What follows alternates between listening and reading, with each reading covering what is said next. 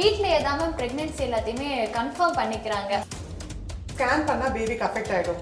நிறைய ஸ்கேன் பண்ணால் பேபிக்கு வந்து ப்ராப்ளம் வந்துடும். அதுதான் முதல் பிரச்சனை.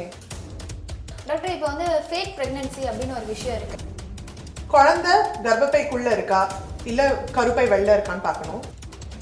இப்போ இந்த ஃபர்ஸ்ட் ட்ரைமஸ்டரில் வந்து சில விஷயங்களை தவறிட்டோம் அப்படின்னா இந்த மாதிரியான பாதிப்புகள்லாம் வரும் அப்படின்னு என்ன சொல்லிட்டேன்.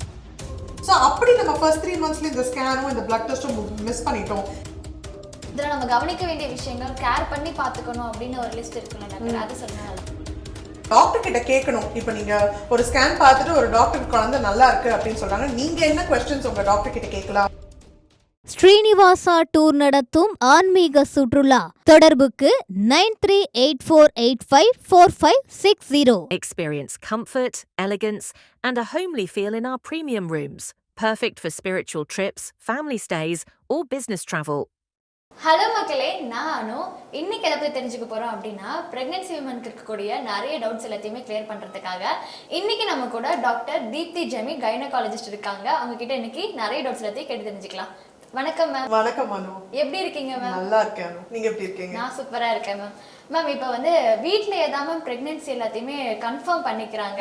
ஏன்னா வீட்டில் இருக்கும்போது அந்த ப்ரெக்னென்சி டெஸ்ட் கிட்ட வச்சு பார்த்து ஓகே நம்ம ப்ரெக்னெண்ட்டாக இருக்கோம் அப்படின்ற ஒரு கன்ஃபர்மேஷன் எடுத்து பண்ணிக்கிறாங்க. பட் அது மட்டும் இல்லாமல் ஹாஸ்பிட்டலுக்கு வந்து அவங்க டெஸ்ட் எடுக்க வேண்டியது அப்படின்றது ரொம்பவே ஒரு முக்கியமான விஷயம் இல்லையா மேம்? ஸோ இப்படி ஹாஸ்பிட்டலுக்கு வந்து பேசிக்காக இந்த ஸ்கேன் எல்லாம் பண்ணணும், டெஸ்ட் எல்லாம் எடுக்கணும் அப்படின்னு ஒரு லிஸ்ட் இருக்குல்ல மேம், அதெல்லாம் என்னென்ன ma'am? Okay, the first thing pregnancy நம்ம முன்னாடி காலத்துலலாம் வந்து இவ்வளோ ஸ்கேன் இல்லைல்ல, ஃபஸ்ட்டு அந்த மித்தையே பிரேக் பண்ணிடுவோம்.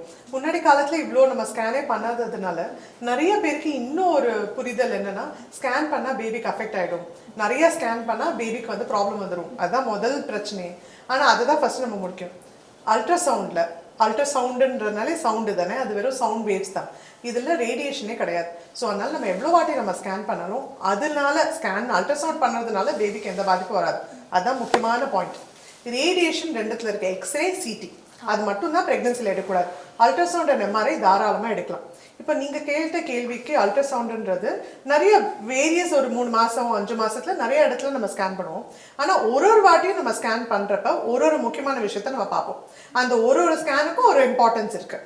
நீங்கள் ஒரு ஷார்ட்டாக சொல்லணும் அப்படின்னா, நம்ம முதல் 2 மாதத்துக்குள்ளே நம்ம ஒரு ஸ்கேன் பார்க்குறோம் அப்படின்னா அது பேர் டேட்டிங் ஸ்கேன்னு சொல்லுவோம். குழந்தை கர்ப்பப்பைக்குள்ளே இருக்கா இல்லை கருப்பை வெளில இருக்கான்னு பார்க்கணும். இல்லைன்னா அது டியூப்ல இருந்துலாம் இருக்கலாம். ஒன்று. ரெண்டாவது, குழந்தையோட வளர்ச்சி எப்படி இருக்கு, அம்மா சொல்ற டேட்டுக்கு கரெக்டாக வளர்ந்துருக்கான்னு பார்க்கணும். ஏன்னா அதை வச்சு தான் டெலிவரி டேட் கொடுக்கணும். 3வது, குழந்தைக்கு ஹார்ட் பீட் இருக்கான்னு பார்க்கணும். 4வது, ஒரு குழந்தையா 2 குழந்தையான்னு பார்க்கணும். ஸோ இது வந்து அந்த ஃபர்ஸ்ட் 2 monthsக்குள்ளே எடுக்காது. 3rd month ஸ்கேனில் என்டி ஸ்கேன்னு சொல்லுவோம். முக்கியமாக குரோமோசோம் ப்ராப்ளம் எதாவது இருக்கான்னு பார்க்கறதுக்கு. முன்னாடி காலத்தில் எல்லாருக்கும் இது பண்ணதில்லை. ஆனால் இப்போ நிறைய இன்ஃபர்மேஷன் ஸ்கேனும் நிறைய இம்ப்ரூவ் ஆகிடுது. நிறைய விஷயங்கள் நம்மளால 3rd monthல பார்க்க முடியுன்றனால 3rd monthல ஸ்கேனோட சேர்த்து ஒரு பிளட் டெஸ்ட் எடுக்கிறது ரொம்ப ரொம்ப அவசியம், குரோமோசோம் ப்ராப்ளம் இல்லையான்னு பார்க்கறதுக்கு. இதை தாண்டி 5th monthல வரும்போது அனாமலி ஸ்கேன் சொல்லுவோம். அது ரொம்ப இம்பார்ட்டன்ட் ஸ்கேன். நீங்கள் என்கிட்ட கேட்குறீங்க மேம் நான் ஒரு ஸ்கேன் பண்ணணும், ஆனால் அது எதுன்னு கேட்டிங்கன்னா 5th month மட்டும் மிஸ் பண்ணாதீங்கன்னு நான் சொல்லுவேன். ஏன்னா அந்த 5th month ஸ்கேனில் தான் தலையிலேருந்து கால் வரைக்கும் மேஜர் உறுப்புகள், ஹார்ட், பிரெயின், ஸ்பைன், கிட்னிஸ், கை கால் எல்லாமே அந்த ஸ்கேனில் பார்க்க முடியும். மேஜர் ப்ராப்ளம் எதாவது இருக்கான்னு அதை கண்டுபிடிக்க முடியும். இது 3 பண்ணிட்டோன்னா அடுத்த 7 இல்லை 9 மாதத்துலேயோ குழந்தையோட வளர்ச்சிக்கு பார்க்கறது தான் க்ரோத் ஸ்கேன்.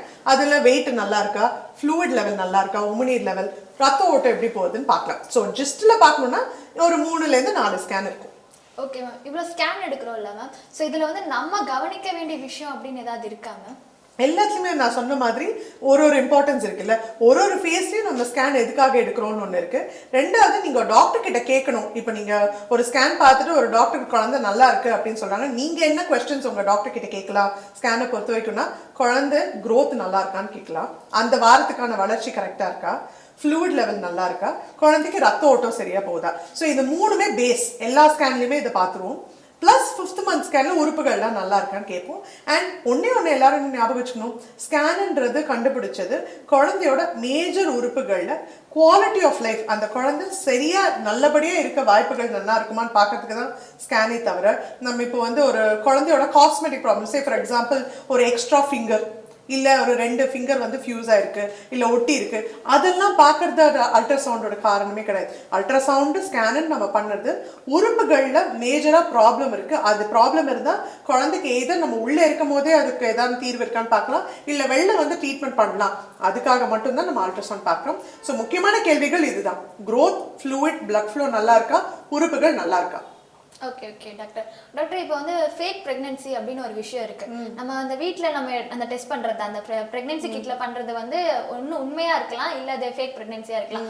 ஸோ அதை கண்டிப்பா கண்டுபிடிச்சே ஆகணும் அப்படின்ற ஒரு ஸ்டேஜுக்கு வந்து நிறைய பேர் வர்றது கிடையாது. ஓகே இதுல தெரிஞ்சிருச்சு அப்படின்னா இது கன்ஃபார்ம் தான் அப்படின்னு இருக்காங்க. ஸோ அப்படி இருக்கும்போது அவங்களுக்கு என்ன சொல்லி புரிய வைக்கிறது டாக்டர்? ஓகே, இது 2 விஷயம் இருக்கு. ஃபேக்னு சொல்றதை விட what we can say is biochemical பிரெக்னன்சின்னு ஒன்று இருக்கு. பயோகெமிக்கல்னா உங்களுக்கு யூரின் பிரெக்னன்சி டெஸ்ட்லையும் சரி, பிளட் டெஸ்ட்லையும் சரி, ஹெச்சிஜின்றது பாசிட்டிவாக இருக்கும். ஆனால் உள்ள ஸ்கேனில் கருப்பை தெரியாது. ஸோ அப்படின்னா அந்த ஹெச்சிஜி லெவல் எதை நம்ம ரொம்ப ஏர்லியாக பார்க்குறோம். அப்படி இல்லைன்னா ஹெச்சிஜி அதாவது கரு ஃபார்ம் ஆயிருக்கு, பட் ஆனால் நல்லபடியாக ஃபார்ம் ஆகல யூட்ரஸ்குள்ளே உட்கார வரைக்கும். ஸோ அந்த பயோகெமிக்கல் பிரெக்னன்சியில் ஒரு வாரம் 10 நாள் தள்ளி தானாகவே பீரியட்ஸ் வந்துடும். ஸோ அது பயோகெமிக்கல் பிரெக்னன்சி. ஆக்சுவலாக ப்ரெக்னென்ட்டாக இருக்காங்க ஆனால் சரியாக நிற்கல. இதுவே நீங்கள் கேட்கறது வந்து அவங்க ப்ரெக்னென்ட்டே இல்லை, பிரெக்னன்சி டெஸ்ட்லாம் நெகட்டிவா இருக்கு, ஆனா அந்த அம்மாக்கு ஃபீல் ஆகுது அவங்க பிரெக்னெண்டா இருக்கிற மாதிரி, அப்படிதான் நீங்க அதை கேட்குறீங்க அப்படின்னா அந்த மாதிரி ஒரு மெடிக்கல் கண்டிஷனே இருக்கு. ஆனா என்னன்னா ரொம்ப நாள் ட்ரை பண்றாங்க, இல்ல ஸ்பெசிஃபிக்கா அம்மாக்கு ரொம்ப ஸ்ட்ரெஸ்ஃபுல்லா இருக்கு அப்படின்னா அதை நம்ம அட்ரஸ் பண்ணியே ஆகணும். சைக்கலாஜிக்கல் கவுன்சிலிங் ரொம்ப அவசியம். இதை தாண்டி இதை விட காமனா ஒரு பிரச்சனை என்னன்னா ப்ரொஜெஸ்ட்ரான் தான் ஹார்மோன். அது வந்து பிரெக்னன்சிலையும் அந்த ஹார்மோன் தான் இருக்கு. ரெண்டாவது பீரியட்ஸ் தள்ளி போனாலும் அந்த ஹார்மோன் தான் ஜாஸ்தியாக இருக்கும். ஸோ அதனால என்ன ஆகும், பீரியட்ஸ் ஒரு வாரம் தள்ளி போகும், ப்ரெக்னன்சி டெஸ்ட் நெகட்டிவாக இருக்கும். ஆனால் அம்மாவுக்கு என்னமோ எனக்கு வயிறு உப்புசமாக இருக்குது, எனக்கு வாந்தி வருது, எனக்கு ப்ரெக்னன்சியில் இருக்க எல்லா சிம்டம்ஸும் அப்படி இருக்குன்னு நினைப்பாங்க. That's only because of progesterone. So once நீங்கள் ஒரு டாக்டர் கிட்ட, கைனகாலஜிஸ்ட் கிட்ட போனீங்கன்னா இது கரெக்டான ப்ரெக்னன்சியா இல்லையா, ட்ரீட்மெண்ட் வேணுமா வேண்டாமான்றதை அவங்க உங்களுக்கு சொல்லிடுவாங்க. Okay doctor. டாக்டர் இதுக்கு பேசுறதுக்கு முன்னாடி ஒவ்வொரு மந்த்லேயும் சொன்னீங்க. என்னோட கொஸ்டினே வந்து அந்த ஃபர்ஸ்ட் ட்ரைமிஸ்டர், செகண்ட் ட்ரைமிஸ்டர் அதில் தான் இருக்குது. ஸோ அதில் தனித்தனியாக சொல்லிக்கலாம், நோ ப்ராப்ளம். ஓகே டாக்டர், இப்போ வந்து ப்ரெக்னன்சி டைமில் வந்து இந்த முதல் 3 மாதங்கள் சொல்லக்கூடிய இந்த ஃபர்ஸ்ட் ட்ரைமிஸ்டர்ன்றத வந்து என்னென்ன ஸ்கேன்லாம் எடுக்கணும் டாக்டர்? ஓகே, நான் இப்போ ஜஸ்ட்டாக ஃபஸ்ட்டு சொன்னேன் இல்லையா, அதே இன்னும் கொஞ்சம் டீட்டெயில்டாக நம்ம சொல்லலாம். ஃபஸ்ட்டு 2 மந்த்ஸில் நான் எடுக்க வேண்டிய இந்த ஹார்ட் பீட் ஸ்கேன் ரொம்ப ரொம்ப அவசியம். அதை தாண்டி அந்த ஹார்ட் பீட் நல்லா இருக்குது, பேபி க்ரோத் கரெக்டாக இருக்குது, நம்ம டெலிவரி டேட் ஃபிக்ஸ் பண்ணிட்டோம் அப்படின்னா 3rd மந்தில் என்டி ஸ்கேன் ஒன்று சொல்லுவோம்.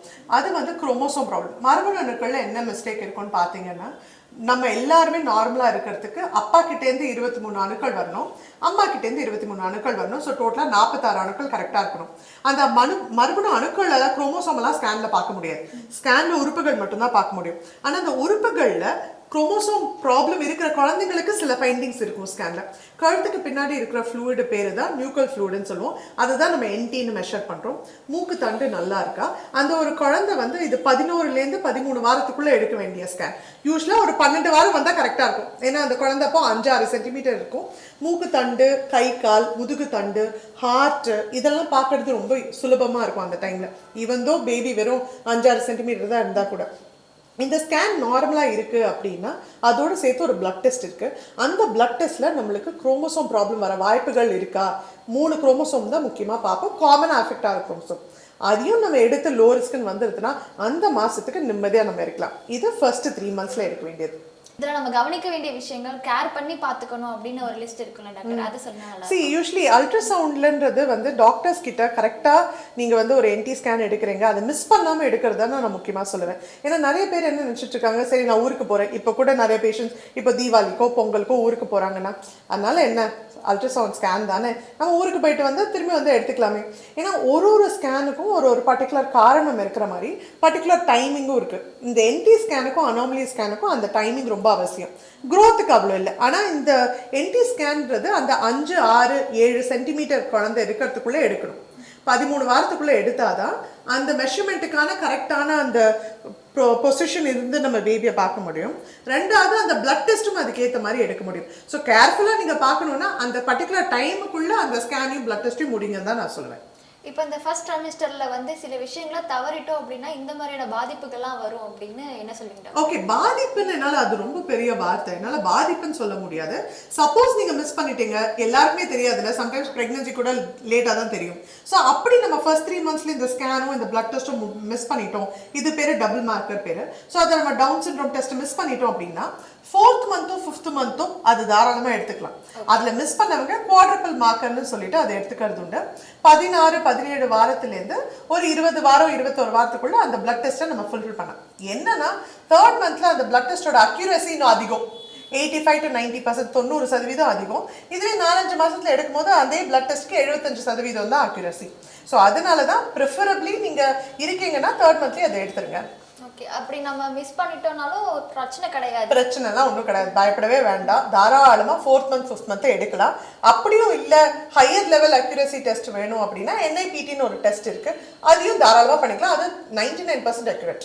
ஸோ டவுன் சிண்ட்ரோம்காக. ஸோ நீங்க பெருசா ஒன்றும் மிஸ் பண்ணிட வேண்டாம். உடனே பிரெக்னன்சில என்னன்னா ஒன்று பண்ணணும், பண்ணலைன்னா நான் எப்பவுமே என்ன சொல்வேன், ஒரு டாக்டரை அணுகுங்க. அந்த டாக்டர் கைனகாலஜிஸ்டோ இல்லை ஃபீட்டல் மெடிசனோ, இப்போ நாங்களாம் டே டு டே வந்து ஃபீட்டல் மெடிசன் தான் பண்ணிட்டு இருக்கோம். ஸ்கேன்ஸ் அதுக்கு ரிலேட்டட் ப்ரொசீஜர்ஸ் தான் நம்ம பண்ணிட்டு இருக்கோம். அப்படி பார்க்கும்போது எல்லாத்துக்குமே ஒரு ஆல்டர்னேட்டிவ் இருக்கும். அந்த ஆல்டர்னேட்டிவ் ஒரு டாக்டர் கிட்ட ஏர்லியஸ்டா போனீங்கன்னா அவங்களால உங்களுக்கு அந்த தீர்வு சொல்ல முடியும். ஓகே டாக்டர், இன்னைக்கு நான் கேட்கணும்னு நினைச்ச கொஸ்டின் எல்லாத்தையுமே இப்போ பிரெக்னென்ட் விமனாக இருக்கிற எல்லாருமே கேட்கணும், ஒரு கைனகாலஜிஸ்ட்டை கேட்கணும்னு நினைச்சாங்க.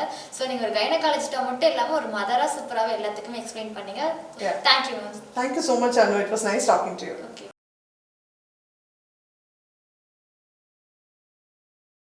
ஸ்ரீனிவாசா டூர் நடத்தும் ஆன்மீக சுற்றுலா தொடர்புக்கு 9384854560. Experience comfort, elegance, and a homely feel in our premium rooms. Perfect for spiritual trips, family stays, or business travel,